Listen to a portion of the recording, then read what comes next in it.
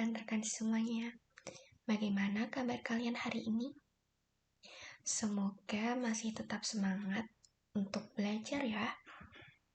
Kali ini kita akan mempelajari tentang materi konsep dan pengelompokan dari kelompok sosial. Misalnya nih, saya punya contoh. Ada seseorang yang sudah bersahabatan lama, yaitu yang bernama Citra dan Clay. Jika Clay membutuhkan bantuan atau membutuhkan sesuatu, maka Citra akan membantu Clay dengan senang hati. Begitu juga dengan sebaliknya.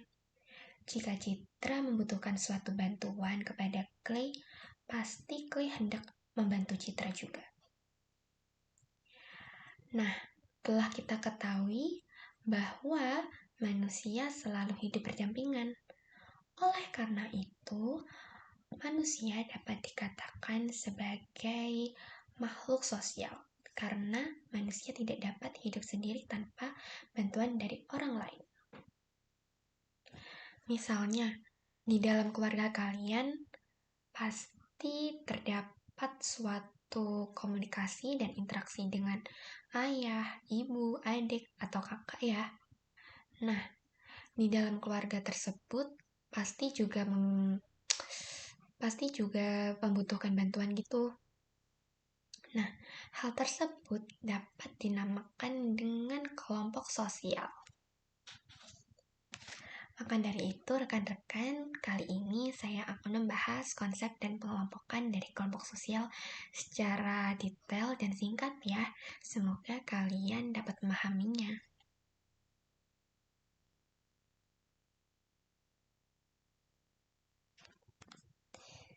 Nah, yang kita bahas pada kegiatan pertama ini yaitu tentang pengertian kelompok sosial, ciri-ciri kelompok sosial, serta syarat dari kelompok sosial.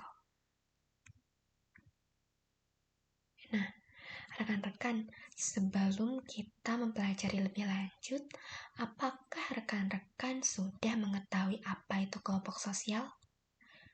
Jadi, saya akan menjelaskan tentang pengertian kelompok sosial.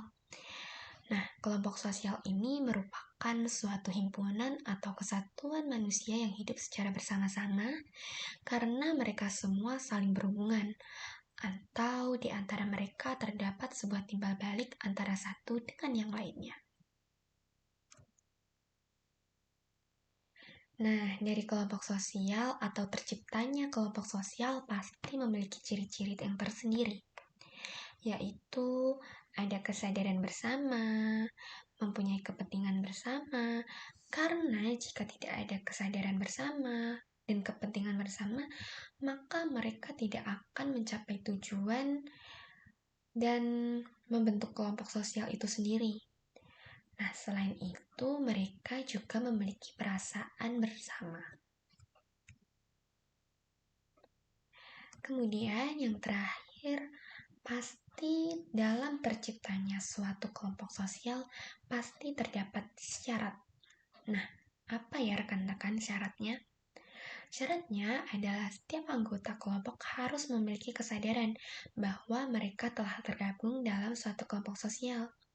Jadi, dari masing-masing individu ini harus bisa menerima dari pemikiran orang lain dan pendapat orang lain tanpa mencampur adukan adanya suatu konflik.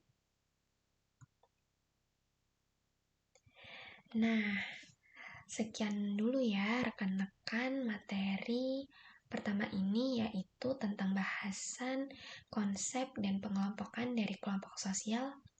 Semoga rekan-rekan selalu semangat untuk belajarnya. Terima kasih ya dari saya. Wassalamualaikum warahmatullahi wabarakatuh.